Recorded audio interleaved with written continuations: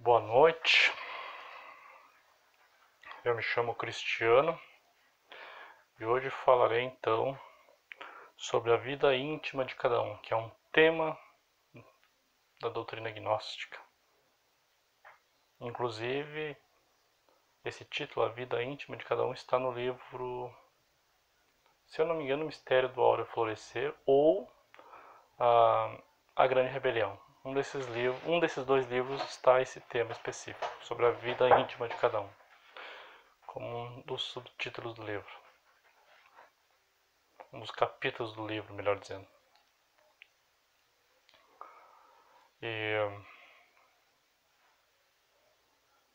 Bom,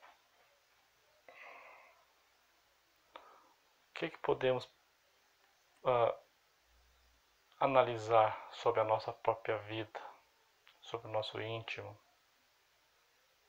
dentro do trabalho esotérico gnóstico, dentro do trabalho com a autoobservação, a morte em marcha, com o tantrismo e com o sacrifício pela humanidade. No trabalho com os três fatores, então, temos que pensar o seguinte: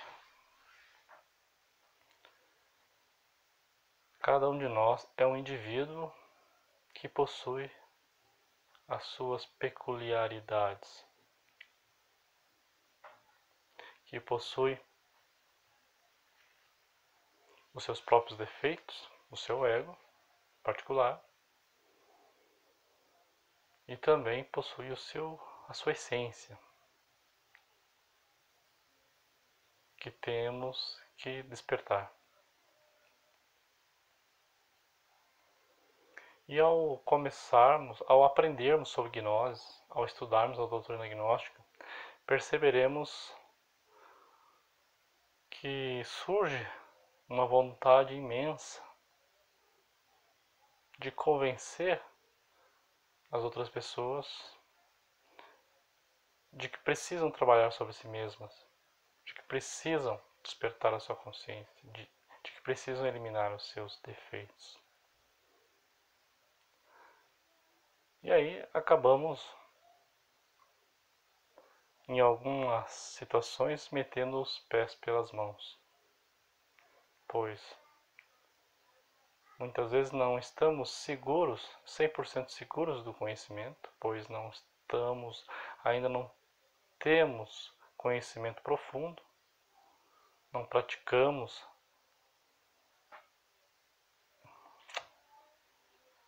não praticamos o necessário, né? E tentamos espalhar para as pessoas, convencer as pessoas ao nosso redor que a nossa doutrina, que o nosso conhecimento é o melhor. Só que na maioria das vezes cometemos o erro muito grave, que é não percebermos a nossa chatice em relação a isso, pois quase sempre nos tornamos fanáticos e temos que levar em consideração que as pessoas ao nosso redor, nossos semelhantes, nem todos estão preparados, nem todos querem conhecer sobre gnose, conhecer sobre os três fatores. E aí, ao ficarmos insistindo nisso, acabamos que afastamos ainda mais as pessoas, pois elas vão considerar que todos os estudantes gnósticos são chatos, são fanáticos, são insistentes. E para aquele que não aceita em absolutamente nada que for esotérico, pode vir a nos acusar de loucos. Então, temos que aprender a nos controlarmos. Temos que buscar ter um discernimento, ter bom senso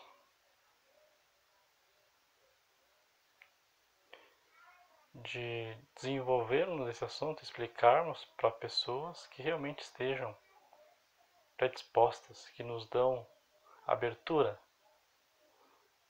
para esses assuntos. E muitas das vezes, mesmo as pessoas que dão abertura para esses assuntos esotéricos, a gente vai e expõe o nosso ponto de vista. Teríamos que ter o cuidado para não nos expormos demais. E o mais sensato é indicarmos um livro do Mestre Samael, ou também uma videoaula uma videoaula de gnose que existe no YouTube, pois assim essa pessoa vai buscar por si mesma se tiver vontade. E nós passamos a ser respeitados por essas pessoas, pois não na visão dela nós somos pessoas educadas, tornando elas vão nos considerar educadas neste momento. Porque infelizmente no mundo de hoje, com a proliferação das igrejas evangélicas, das igrejas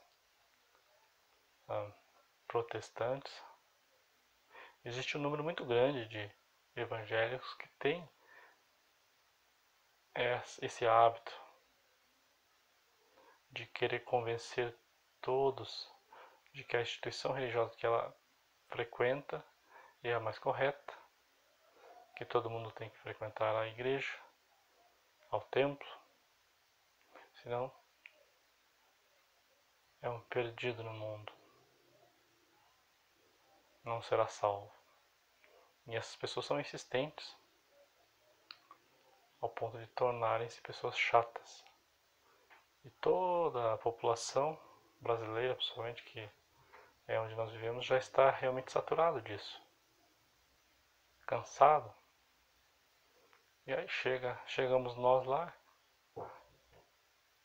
todos empolgados com a doutrina gnóstica, com os 3 fatores de revolução da consciência, e vamos fazer essa mesma insistência, com certeza, para uma pessoa que já está chateada com fanáticos religiosos, com crentes, aquele que anda praticamente, como a gente costuma brincar, com a Bíblia embaixo do braço, irá nos rechaçar prontamente e nos considerar também um crente, um chato. Então, o mais importante é realmente termos bom senso, termos equilíbrio. E lembrando, que para adquirir esse equilíbrio, temos que trabalhar com os 3 fatores, trabalhar com a autoobservação no dia a dia, para que possamos desenvolver a habilidade de distinguir qual o melhor momento para falarmos sobre gnose, para que não venhamos ser vítimas do ego do fanatismo, do eu psicológico do fanatismo.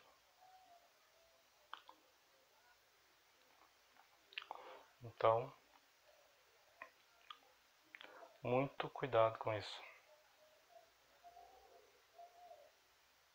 E um aspecto muito importante que temos que mencionar nesse vídeo, nessa aula, sobre a vida íntima de cada um, é a questão, então, que nós não temos uma individualidade.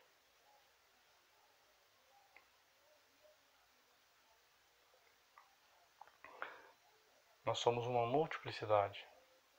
Então, dentro da nossa psique, existem defeitos de ira, de cobiça, de inveja, de preguiça, de gula, de vaidade, de orgulho, de luxúria, de ciúme, amor próprio, avareza, enfim. milhares e milhares de defeitos, e cada um desses eus psicológicos, cada uma dessas entidades que vivem em nossa psique, possui a sua vontade própria,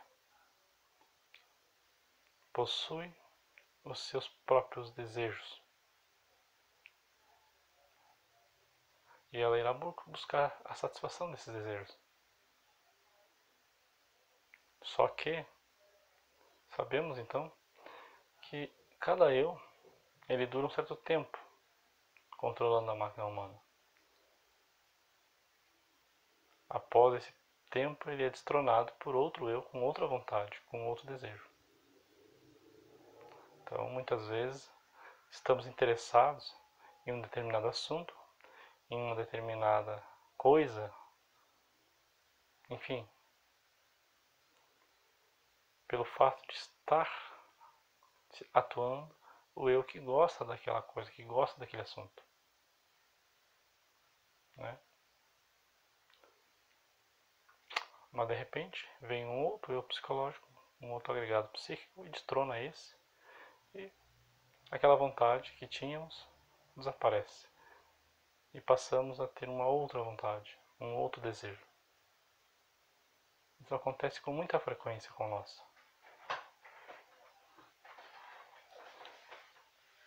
Vamos lembrar dos exemplos da nossa própria vida, né? Muitas vezes sentimos vontade de aprender algo novo, tenho vontade de emagrecer e se empolgo, todo dia pela manhã saio para caminhar, né? Muito empolgado, enquanto o defeito, o ego que deseja emagrecer está atuando na nossa máquina humana, está atuando em nossa psique, estamos lá a acordar cedo, a fazer a nossa caminhada. Passa uma semana, passa duas, passa três, e de repente bate um desânimo e um outro eu psicológico substitui esse defeito que quer fazer exercício e emagrecer por um outro ego que tem desejo de aprender a tocar violão, por exemplo. Aí abandonamos as caminhadas e vamos atrás de um violão, vamos atrás de um professor ou buscar videoaulas na internet, enfim, a gente se envolve com o assunto violão por um certo tempo até que, de novo, vem o fastio, um outro ego, um outro defeito, um outro desejo, quer aprender a andar de patins, né? E aí se empolga, compra um patins, sai a andar nos fins de semana por um certo tempo e até que outro eu com outra vontade, com outro desejo o substitua. E assim segue a vida.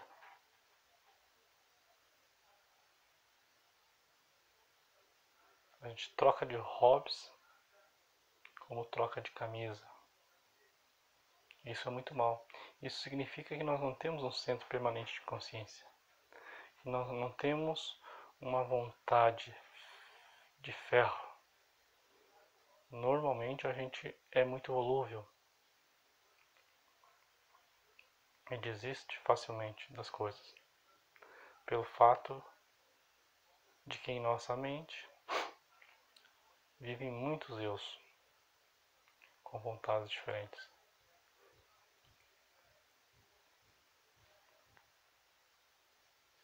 E cada um desses defeitos, desses eus,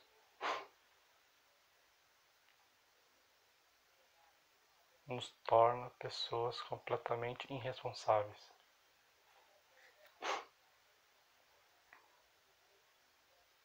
Isso é muito ruim, tanto para nós quanto para os nossos semelhantes, pois na maioria das vezes começamos um empreendimento e não damos conclusão, não continuamos, desistimos.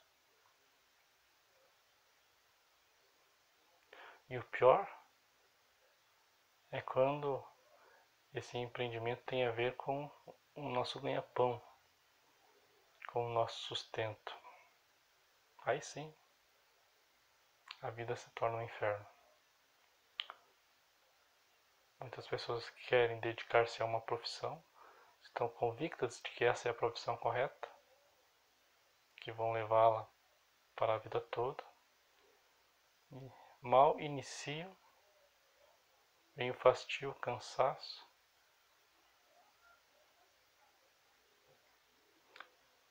e desistimos. E a gente conhece, possivelmente, se não conhece, já ouviu falar de muitas pessoas assim que não sabem o que querem da vida. Somente jovens, né, que estão à procura de uma profissão. Alguns iniciam uma faculdade convictos de que aquela é a certa, depois mais tarde desistem, iniciam outra faculdade, novamente convictos que agora estão decididos pelo caminho correto, pela profissão certa, e assim por diante. Trocam 4, 5 vezes, enquanto os seus pais, coitados, estão desembolsando dinheiro, desperdiçando dinheiro, não é? Então temos que ter cuidado com isso, buscarmos o trabalho, buscarmos eliminar de nós esses defeitos, esses erros, que nos tornam pessoas volúveis, pessoas irresponsáveis, com pouca, muito pouca, quase nada de foco e de direção de vida.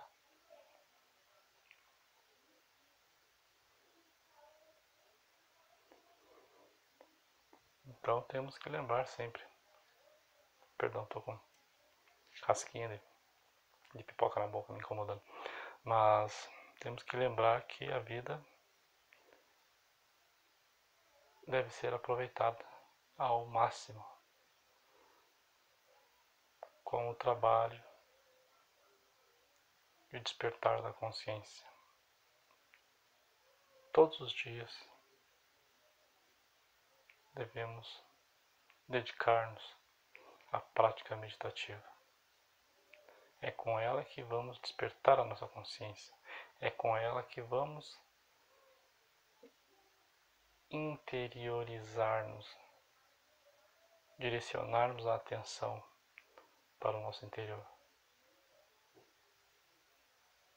É com ela que aprendemos o que é autoobservação. É com ela que entenderemos e compreenderemos que somos 97% de egos, de eus, de defeitos e só 3% de essência, de alma.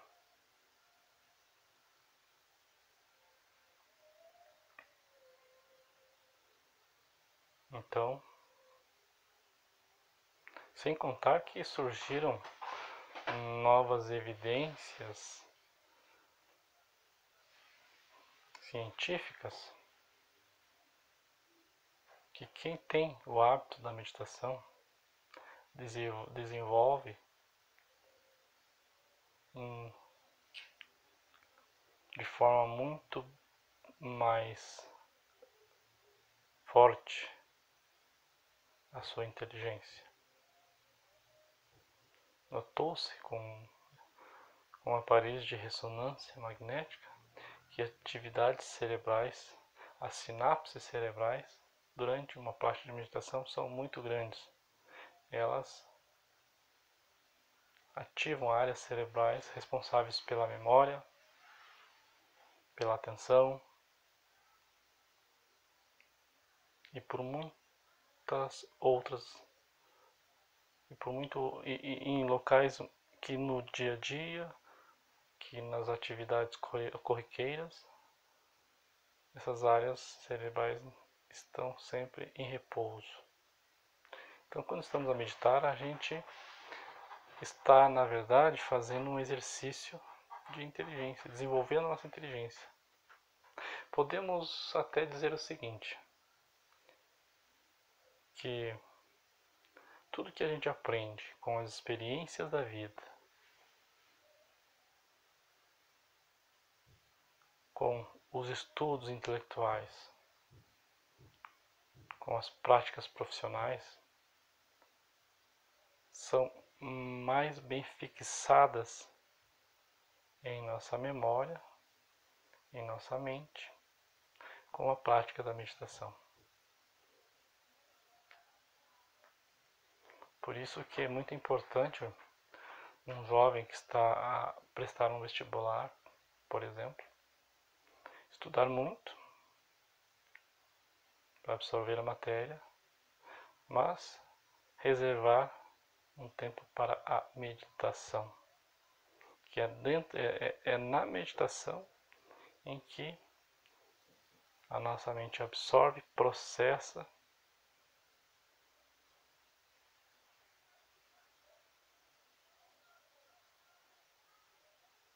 e fixa o conteúdo.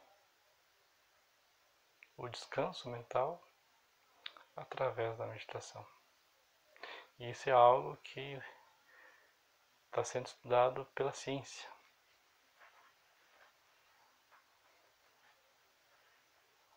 Então, hoje em dia, percebemos que a ciência e a religiosidade, na prática, né, estão se encontrando novamente. Pois em séculos passados, elas se dividiram. A ciência não aceitava nenhuma hipótese religiosa, nenhuma hipótese esotérica como válidas para o desenvolvimento humano. Hoje, as coisas são diferentes. A ciência está muitas vezes recomendando práticas religiosas de oração e de meditação, pois percebe-se que as pessoas que meditam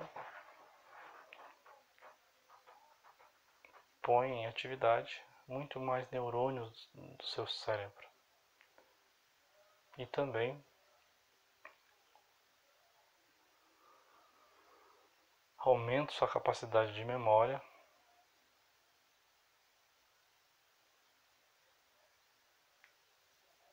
Outra coisa, pessoas doentes que estão em tratamento e submetem-se a praticar a meditação possuem uma recuperação muito mais rápida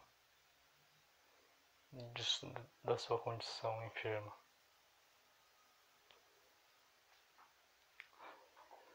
Ok? Então o que eu tinha para falar hoje era isso. Uma boa noite a todos. Paz em Verencial.